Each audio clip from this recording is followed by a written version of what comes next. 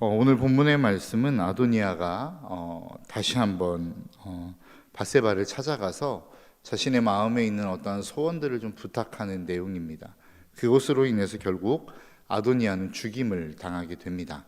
여러분, 우리가 인생을 살아가다 보면 어떠한 사람들을 바라볼 때마다 자기 나름대로의 기준이 있고, 그 사람이 신뢰할 만한 사람이냐 그렇지 않은 사람이냐라고 하는 자기만의 기준을 가지고 평가합니다.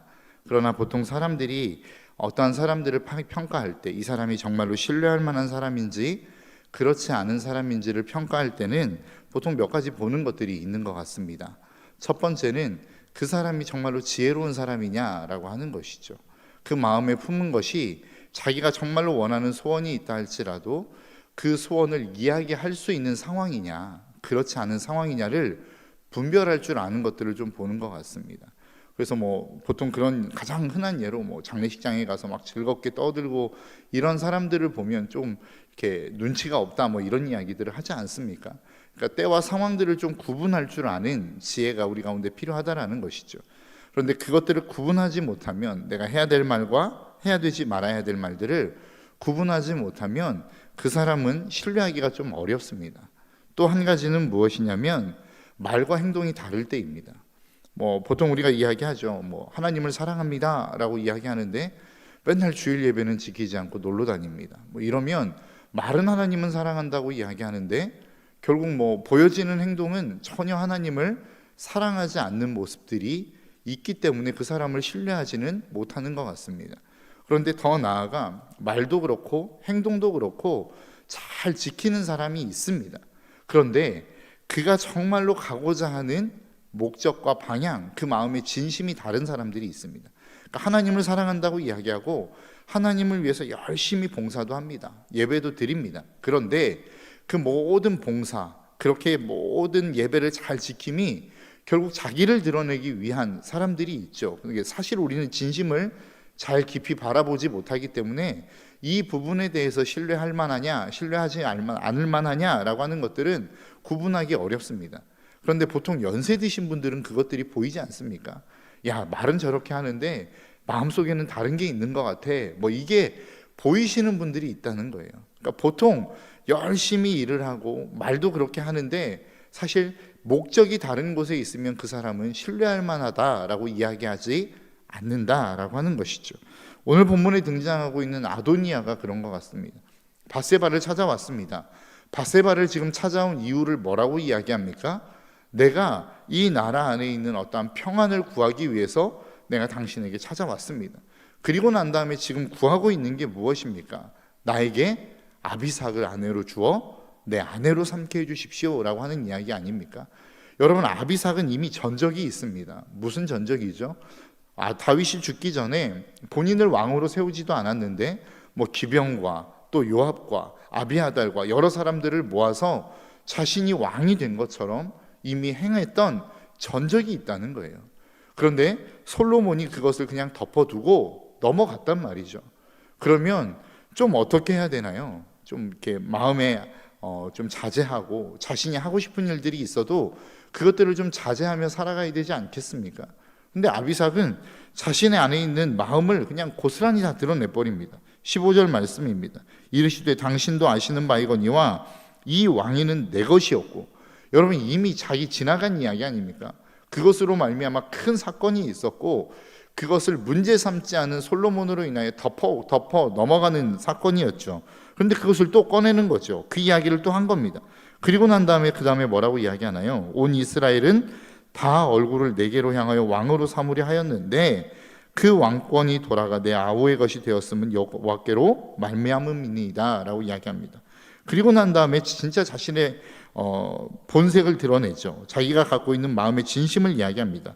이제 한 가지 소원을 당신에게 구하오니 내 청을 거절하지 마옵소서. 밧세바가 이르되 말하라. 그가 이르되 청하건대 솔로몬 왕에게 말씀하여 그가 수넴 여자 아비삭을 내게 주어 아내로 삼게 하소서라고 이야기해요. 그러니까 결국은 목적은 뭐예요? 그가 이야기했던 것, 그가 내세웠던 명분은 평안을 유지하기 위함입니다 라고 이야기하지만 그 마음속에 있는 진심은 뭐였냐면 그 수넴 여자 아비삭을 자신의 아내로 삼고 싶어 했다라고 하는 것입니다. 그러니까 말하는 것과 결국은 그가 행동하는 것, 그 마음속에 있는 진심이 다른 삶을 살아갔다라는 것이죠. 여러분, 우리의 삶도 그럴 수 있습니다. 우리는 하나님을 위해서 살아간다라고 이야기하죠. 수없이 많은 부분들을 나는 주님을 위해서 나의 삶을 드린다라고 이야기하고, 내 시간을 드린다고 이야기하고, 내 헌신을 드린다고 이야기합니다. 그런데 진짜 여러분들의 마음속에 있는 그 진심이 하나님을 위한 것인지를 한번 고민해 볼 수 있어야 됩니다. 이 자리에 나와서 우리가 예배를 드립니다. 그런데 그 예배가 뭐 다른 목적이 있겠습니까? 라고 이야기할 수 있을지 모르겠지만, 그 마음속에 내가 이 예배 자체가 목적이 아닌 다른 무엇인가를 하나님 앞에 구하기 위해서 이 자리에 나온 것이라고 한다면 우리도 아비삭과 같은 존재가 될 수 있다라는 것입니다. 예배를 열심히 드려요. 봉사를 열심히 해요. 헌신을 열심히 한단 말이죠. 그런데 그 마음속에 있는 진심은 뭐냐면 하나님이 아닌 내가 무엇인가 원하는 게 있어요. 그것을 내가 열심히 하나님 앞에 예배드리지 않으면, 봉사하지 않으면, 이 자리를 지키지 않으면 하나님이 나에게 주시지 않을 것 같으니까, 그것을 빼앗아 가실 것 같으니까 내가 이 자리를 지키고 있다고 한다면 우리가 과연 하나님을 섬기고 있다라고 이야기할 수 있는가라고 하는 것입니다. 정말로 내가 그토록 하나님을 향하여 내 땀과 눈물과 물질과 모든 것들을 헌신하지만 결국 그 진심, 내가 원하는 것, 내가 구하는 것이 하나님이 아닌 다른 것이라고 한다면 우리의 인생 속에서는 하나님이 아닌 다른 것을 섬기는 인생이 되는 것이 될 수도 있다라고 하는 것입니다. 가장 흔한 예로 이스라엘 백성의 이야기 아니겠습니까? 이스라엘 구약시대 전체의 내용이 거의 그런 내용입니다. 결국은 하나님을 향한 제사도 있었고 하나님을 섬기는 모습도 있었어요. 이스라엘 백성이라고 하는 이름도 있었단 말이죠. 그런데 문제는 무엇입니까? 성경에서 끊임없이 하나님이 이스라엘 백성들을 향하여 질타하시는 내용은 뭐예요? 너희가 다른 사람을 섬겼다는 거예요. 다른 신을 섬겼다는 거예요. 그런데 이스라엘 백성들은 전혀 알지 못해요. 하나님, 우리가 언제 다른 신을 섬겼습니까? 매일 항변하지 않습니까? 그런데 그 모습이 오늘 본문에 등장하고 있는 아도니아의 모습과 비슷합니다. 나는 하나님을 예배해요. 그래서 제사도 드려요. 뭐 10의 1제도 드렸겠죠. 뭐 자신들이 생각할 만큼의 뭐 헌신과 봉사, 뭐 안식일을 지키는 일들도 했을 것입니다. 그런데 문제는 뭐예요? 마음이 다른 곳에 가 있었다는 거예요. 생각이 다른 곳에 가 있었다는 거예요.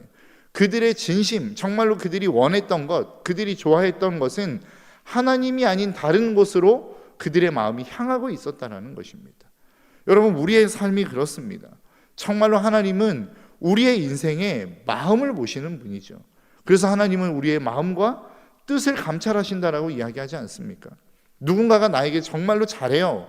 뭐 내 필요한 것들을 귀신같이 알고 막 채워줍니다. 그리고 정말로 내가 원하는 이야기들을 막 해줘요. 필요한 부분들을 다 채워줘요. 그런데 그 사람의 마음속에 막 불평과 불만이 가득하다고 한다면 여러분 어떻게 생각하시겠습니까? 그 마음을 볼 줄 아는 마음이 능력이 있다고 한다면 여러분 그렇게 나에게 잘해주는 호의가 여러분 기쁘기만 할까요? 막 정말로 열심히 나를 향하여 뭐 이렇게 제 비율을 맞춰주는데 막 속에서는 막 욕을 하고 있어요. 그러면 여러분 어떤 생각을 하실까요? 아, 차라리 그렇게 할 거면 하지 말지. 뭐 이런 생각하지 않으시겠어요? 하나님의 마음이 그렇다는 거예요. 우리가 하나님을 향하여 예배도 드려요. 열심히 봉사도 해요. 그런데 불만이 가득하단 말이죠. 불평이 가득하단 말이죠. 그런데 문제는 뭐냐면 사람들은 그 마음을 볼 수 있는 능력이 없어요. 그런데 하나님은 그 마음을 볼 수 있는 능력이 있으시단 말이에요. 그러면 그 하나님은 그것들을 보면서 어떤 생각을 하실까요? 아, 차라리 저렇게 불평하면서 할 거면 하지 말지. 저렇게 막 욕하면서 할 거면 하지 말지. 이런 생각하시지 않으시겠습니까? 여러분, 인간도 그런데 전능하신 하나님이 마음 없는 봉사, 마음 없는 헌신, 마음 없는 물질 이런 것들을 과연 받으시겠냐는 거예요. 여러분 꼭 기억하십시오. 우리가 하나님 앞에 드리는 헌신, 우리가 드리는 물질, 우리가 드리는 봉사 누구를 향한 것입니까? 하나님을 향한 거 아니에요? 그런데 그 하나님이 우리의 봉사를 안 받으시겠대요. 우리의 헌신을 안 받으시겠대요. 물질을 안 받으시겠대요. 그러면 우리가 드리는 헌신과 물질과 봉사가 무슨 의미가 있습니까? 차라리 안 드리는 게 나은 것 아니겠습니까? 여러분들의 마음을 좀 점검해 보셨으면 좋겠습니다. 우리가 하나님을 향하여 봉사한다고 이야기하지만, 예배한다고 이야기하지만, 기도의 자리를 지킨다라고 이야기하지만 과연 우리의 마음은 어떤 마음으로 지금 나와 있느냐는 것이죠. 여러분, 새벽 기도회를 드릴 수 있는 분들이 보통 믿음을 가지고 이 새벽을 깨울 수 있나요? 아니죠.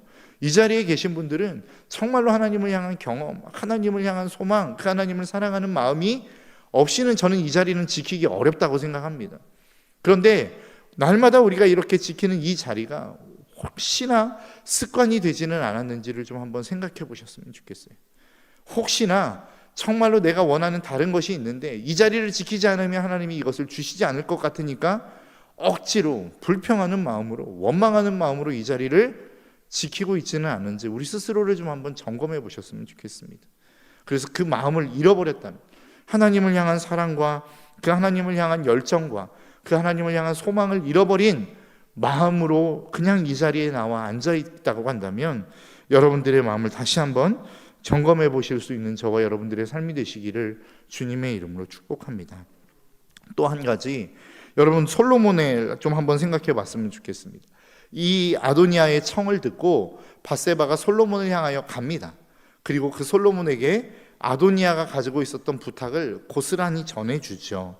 그런데 그렇게 밧세바가 솔로몬을 향하여 나아갔을 때에 솔로몬이 밧세바를 대하는 태도를 오늘 본문 19절은 이렇게 이야기합니다. 밧세바가 이에 아도니아를 위하여 말하려고 솔로몬 왕에게 이르니 왕이 일어나 영접하여 절한 후에 다시 왕좌에 앉고 그의 어머니를 위하여 자리를 베푸니 그가 그의 오른쪽에 앉는지라 라고 이야기해요. 여러분, 이 상황과 느낌을 좀 한번 생각해 보시겠습니까? 지금 솔로몬이 어머니를 어떻게 대하고 있죠? 극진히 대하고 있습니다. 정말로 최상의 대우를 해서 대우하고 있는 거예요. 그러니까 솔로몬이 그 어머니 밧세바를 대할 때에는 언제나 날 극진한 마음으로, 그 마음에 진심을 담은 마음으로 그 어머니를 존경하고 사랑하는 마음으로 대하고 있다는 거예요. 그리고 그 다음에 하는 이야기입니다. 20절, 밧세바가 이르되 내가 한 가지 작은 일로 왕께 구하오니 청을 거절하지 마소서. 왕이 대답하되 내 어머니여 구하소서. 내가 어머니의 청을 거절하지 아니하리이다 라고 이야기해요. 그러니까 솔로몬에게 밧세바가 나아가서 내가 청이 있는데 한 가지만 좀 들어줄 수 있나요? 라고 이야기할 때 솔로몬이 뭐라고 이야기합니까? 어떤 청이든 이야기하십시오. 내가 그 부탁 다 들어드리겠습니다 라고 이야기해요.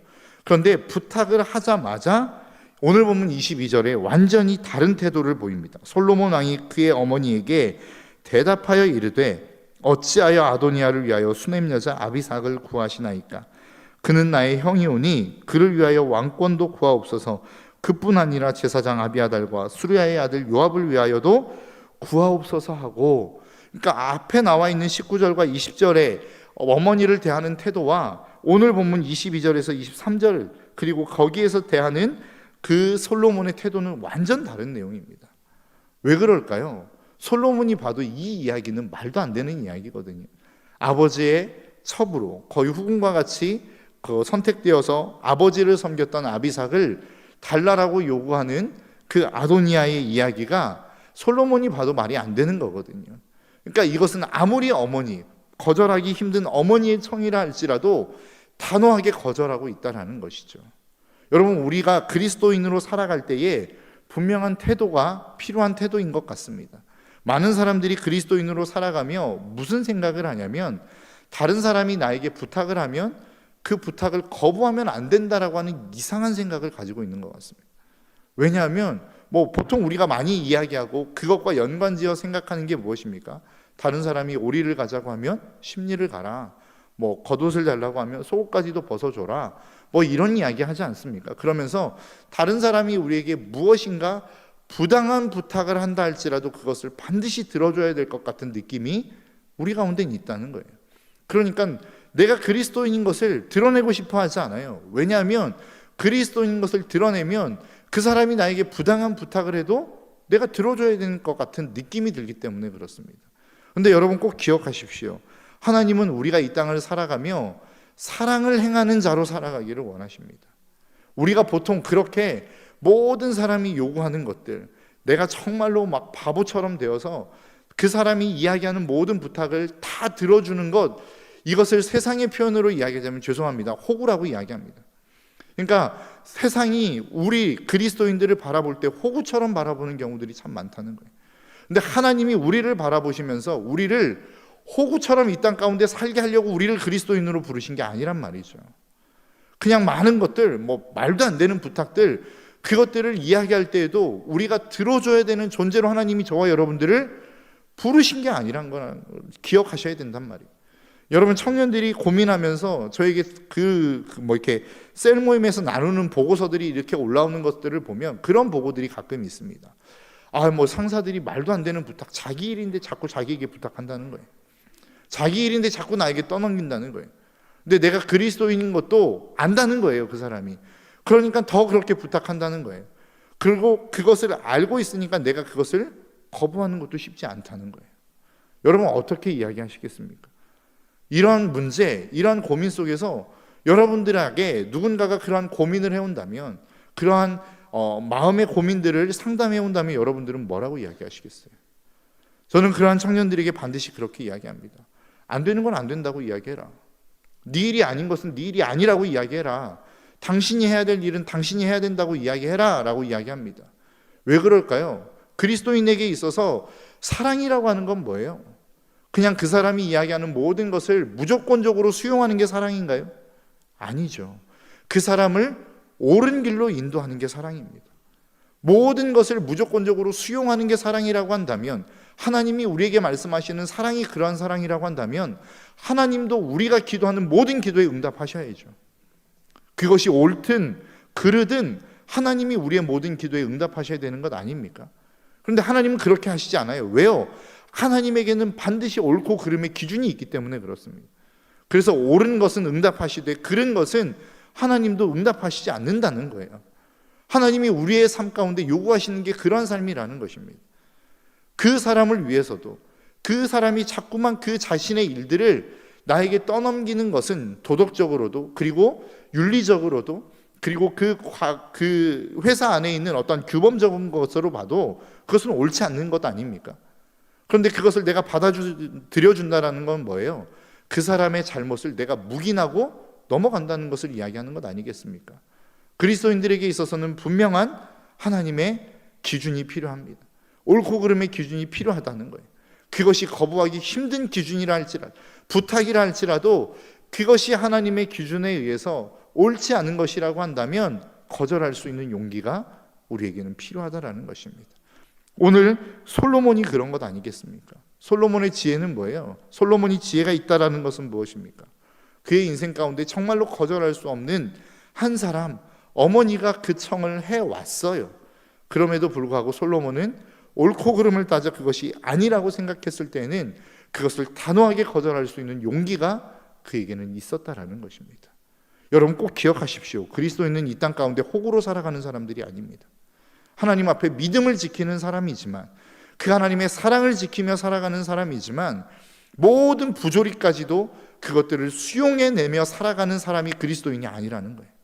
여러분, 꼭 기억하시기를 바랍니다. 그래서 이 땅을 살아갈 때에 여러분들의 인생 속에 누군가가 부조리한 것들을 요구해 온다, 그 사람을 위해서도 거부할 수 있어야 됩니다. 상대방을 위해서도 옳은 말을 해줄 수 있어야 된다는 거예요. 그러한 용기가 이 아침 저와 여러분들의 삶 가운데 가득히 넘쳐날 수 있기를 주님의 이름으로 축복합니다.